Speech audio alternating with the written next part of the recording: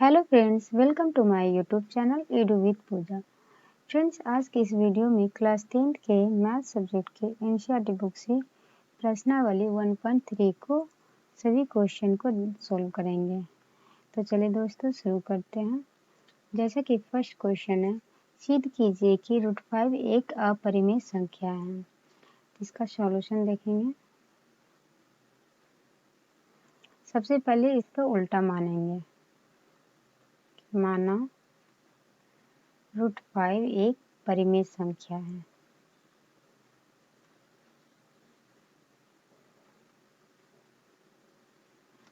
तो हो जाएगा √5 इक्वल टू p/q, जहाँ पे q जो है डज नॉट इक्वल टू 0 होना चाहिए। अगर q 0 हो जाता है तो ये p/0 जो है अपरिभाषित हो जाएगा, इसलिए q 0 नहीं होना चाहिए। तो यहाँ पे दोनों तरफ वर्क करेंगे, तो वर्क करने पर √5 का स्क्वायर हो जाएगा और p/q का स्क्वायर हो जाएगा। तो यहाँ से आ जाएगा √5 का स्क्वायर 5 एंड ये p²/q²। तो यहाँ से वन लेके क्रॉस मल्टीप्लिकेशन करेंगे तो हो जाएगा p² इक्वल टू 5q²। यहाँ पे हम देख रहे हैं कि p² का जो एक है 5 एक गुणनखंड है, तो p² का एक गुणनखंड 5 है तो p का भी एक गुणज हो जाएगा 5। तो यहाँ पे लिखेंगे इस प्रकार हो जाएगा। इसको इक्वेशन फर्स्ट मान लेते हैं तो हो जाएगा p² का एक गुणनखंड 5 है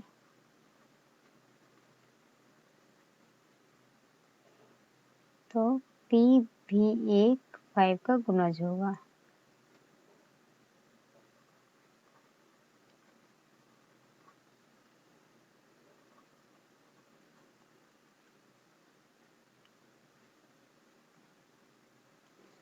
p² एक गुणनखंड है तो p भी एक 5 का गुणज होगा। तो फिर से मानेंगे, यहाँ पे माना p इक्वल टू हो गया 5m। तो फिर यहाँ पे वर्क करेंगे, वर्क करने पर p का स्क्वायर हो जाएगा और 5m का स्क्वायर हो जाएगा। तो यहाँ से आ जाएगा p² equal to 25m²। Equation second. First equation में हम देख रहे थे कि p² इक्वल टू आया है 5q² और सेकेंड इक्वेशन में देख रहे हैं कि p² इक्वल टू है 25m²। तो फर्स्ट इक्वेशन से हम सेकेंड इक्वेशन में रखेंगे p का वैल्यू, तो यहाँ से हो जाएगा 5q² इक्वल टू 25m²। 5 से 5 टाइम्स में 25 कैंसिल हो जाएगा तो आ जाएगा q² इक्वल टू 5m²। यहाँ पे हम देख रहे हैं कि q जो है q² का एक गुणनखंड 5 है, तो फिर q भी एक 5 का गुणज हो जाएगा। तो यहाँ पे लिखेंगे q² ए गुणनखंड 5 है, q का भी एक गुणज 5 हो जाएगा। q का भी एक गुणज 5 होगा। q भी का 5 गुणज होगा। तब दोनों तरफ देख रहे हैं कि दोनों समीकरण से देख रहे हैं कि p और q जो है दोनों का एक गुणनखंड 5 है। तो लिखेंगे यहाँ से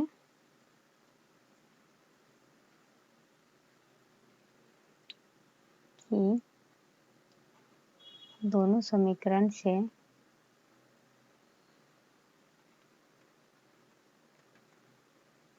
यह ज्ञात होता है कि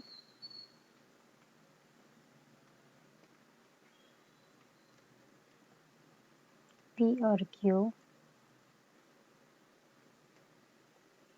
दोनों 5 का गुणनखंड है।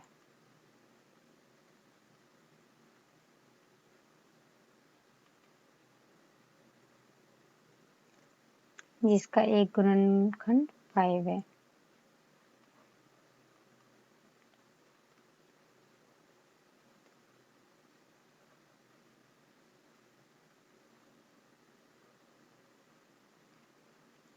परंतु यह हमारी मान्यता के विरुद्ध है क्योंकि P और Q में कोई गुणनखंड नहीं होगा। लिखेंगे किंतु यह हमारी मान्यता के विरुद्ध है।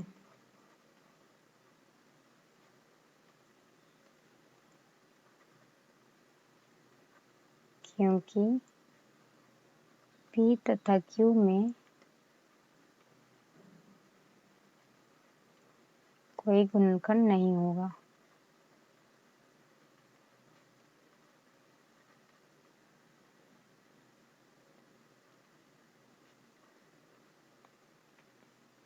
अतः हमारी मान्यता गलत है।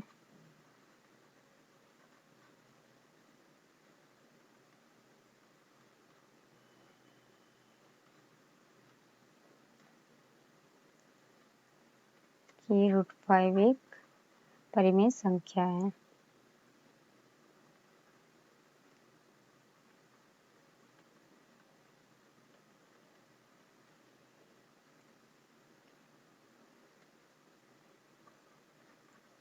अतः √5 एक अपरिमेय संख्या है।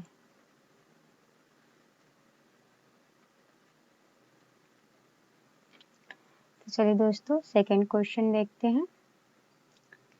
क्वेश्चन में देख रहे हैं कि सिद्ध कीजिए कि 3 + √5 एक अपरिमेय संख्या है। तो चलिए दोस्तों इसको सिद्ध करते हैं।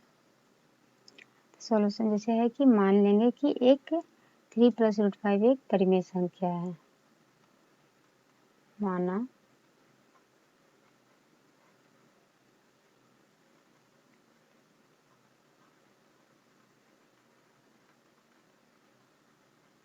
परिमेय संख्या है तो हो जाएगा यहाँ से 3 + √5 = p/q, जहाँ पे q जो है डज नॉट इक्वल टू 0 नहीं होना चाहिए।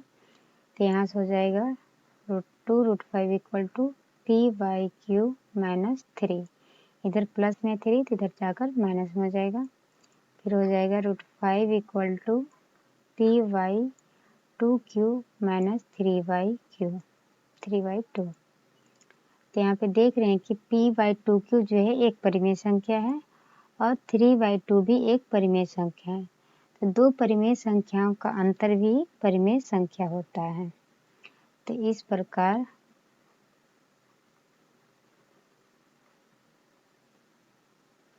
p/2q - 3/2 हो जाएगा परिमेय संख्या।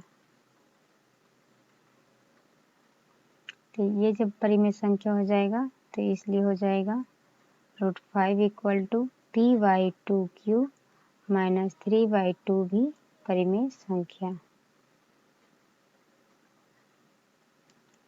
लेकिन ये हमारी मान्यता के विरुद्ध है क्योंकि √5 जो है एक अपरिमेय संख्या है।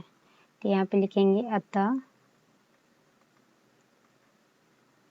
√5 एक परिमेय संख्या नहीं है।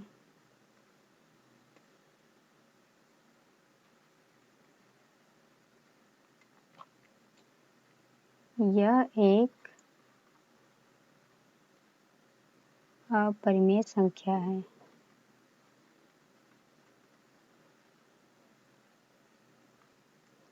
अतः हमारी मान्यता गलत है। अतः हमारी मान्यता गलत है।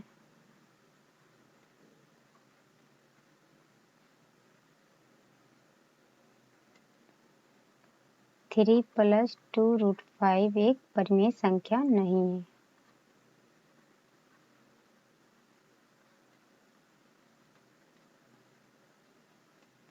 इसलिए 3 + 2√5 एक अपरिमेय संख्या है।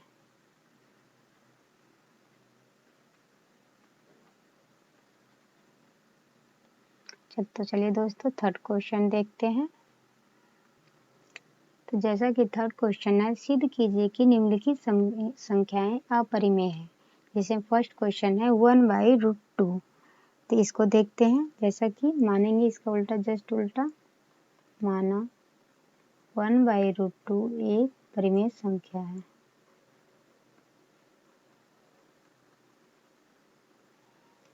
तो यहाँ पे परिमेय मानेंगे तो हम मान लेते हैं कि जैसे r है, तो यहाँ से हो जाएगा √2 = 1/r, जहाँ पे r जो है डज नॉट इक्वल टू 0 होना चाहिए, डज नॉट इक्वल टू 0 है। तो यहाँ से हम देख रहे हैं कि 1 भी एक परिमेय संख्या है और r भी एक परिमेय संख्या है। तो दो परिमेय संख्याओं का भागफल जो होता है परिमेय संख्या होता है। तो यहाँ से हो जाएगा 1/r = परिमेय संख्या।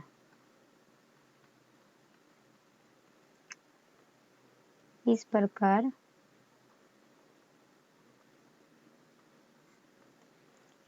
जो है √2 = 1/r परिमेय संख्या होगा।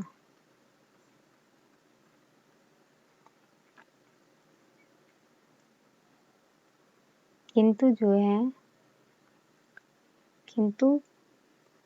√2 जो है एक परिमेय संख्या नहीं है।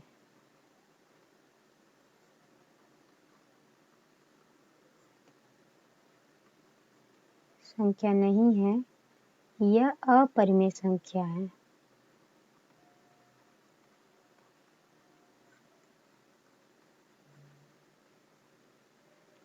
अतः हमारी मान्यता गलत है।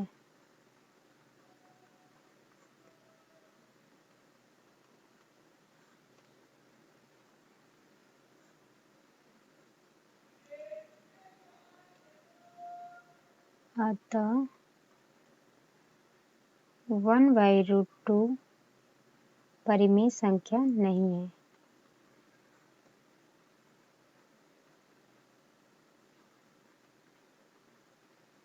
इसलिए 1/√2 एक अपरिमेय संख्या होगा।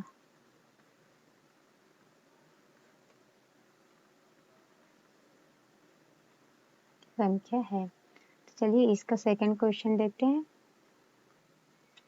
इसमें क्वेश्चन है कि 7√5 एक अपरिमेय संख्या सिद्ध कीजिए। तो यहाँ पे मानेंगे, उल्टा मानना है, माना 7√5 एक परिमेय संख्या है।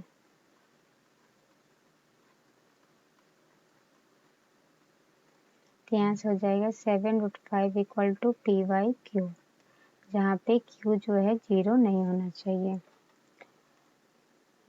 तो यहाँ से हम जैसे कर लेंगे कि √5 = p/7q। यहाँ पे देख रहे हैं कि p एक परिमेय संख्या है और 7q भी एक परिमेय संख्या है। तो दो परिमेय संख्याओं का भागफल भी परिमेय संख्या होता है। तो यहाँ से हो जाएगा p/7q = परिमेय संख्या। इस प्रकार √5 = p/7q भी एक परिमेय संख्या हो जाएगा। लेकिन यहाँ पे हम देख रहे हैं कि √5 जो है एक अपरिमेय संख्या है, परिमेय संख्या नहीं है। तो ये लिखेंगे कि किंतु √5 एक परिमेय संख्या नहीं है।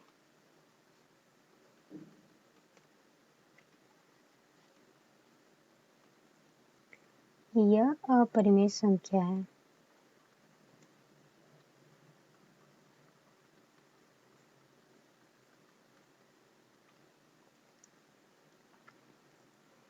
तो यहाँ से हो जाएगा,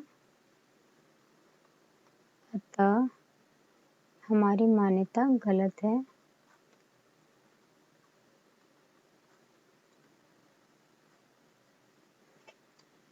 हमारा मान्यता के विरुद्ध है कि 7√5 एक परिमेय संख्या है, जहाँ पे क्योंकि √5 जो है एक अपरिमेय संख्या है। तो हमारी मान्यता गलत है। अतः 7√5 एक परिमेय संख्या नहीं है।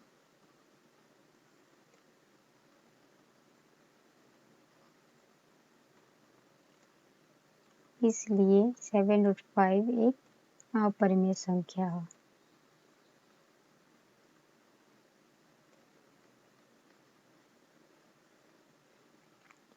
चलिए दोस्तों, इसी का नेक्स्ट क्वेश्चन देखते हैं। ये क्वेश्चन है कि 6 + √2 एक अपरिमेय संख्या है, सिद्ध करना है। चलिए इसका सॉल्यूशन देखते हैं। जैसा कि मानेंगे इसका जस्ट उल्टा, माना 6 + √2 एक परिमेय संख्या है।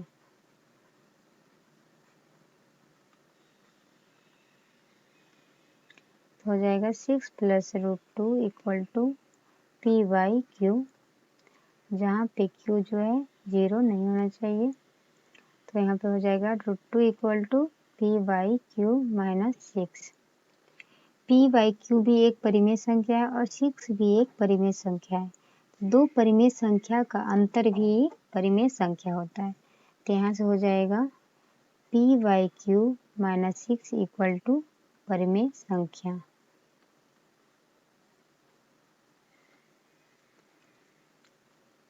तो इस प्रकार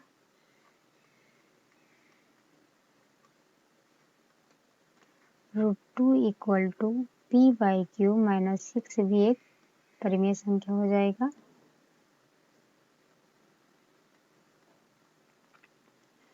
किंतु यहाँ पे देख रहे हैं कि √2 जो है एक परिमेय संख्या नहीं है। तो लिखेंगे किंतु √2 एक परिमेय संख्या नहीं है।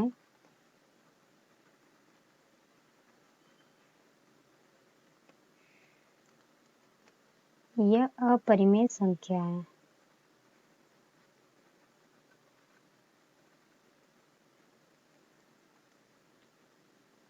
अतः हमारा मानना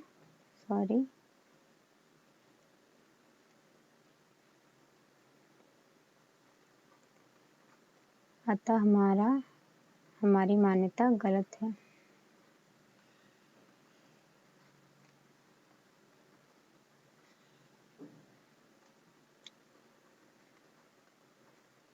अतः 6 + √2 एक परिमेय संख्या नहीं है।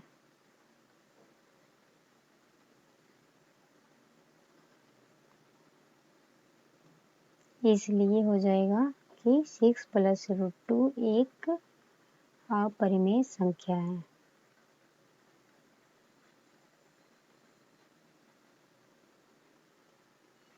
तो जैसा कि दोस्तों इस वीडियो में हम एनसीईआरटी के जो है प्रश्नावली 1.3 को सोल्व कर चुकी हूँ। तो इस प्रकार के क्वेश्चन आते हैं एग्जाम पॉइंट ऑफ व्यू से, जैसे √2 एक अपरिमेय संख्या सिद्ध कीजिए कि √3 एक अपरिमेय संख्या है। तो आप इसका दोबारा प्रैक्टिस करें, वीडियो को 2 से 3 बार देख लें ताकि आपको अच्छे से याद हो जाए। तो चलिए दोस्तों, मिलते हैं नेक्स्ट वीडियो के साथ। और अगर आप हमारे चैनल को अभी तक सब्सक्राइब नहीं किए हैं तो सब्सक्राइब कर लीजिए और बेल आइकन को भी क्लिक कर लीजिए ताकि आगे आने वाले वीडियो आपको आसानी से प्राप्त हो सके। Thank you.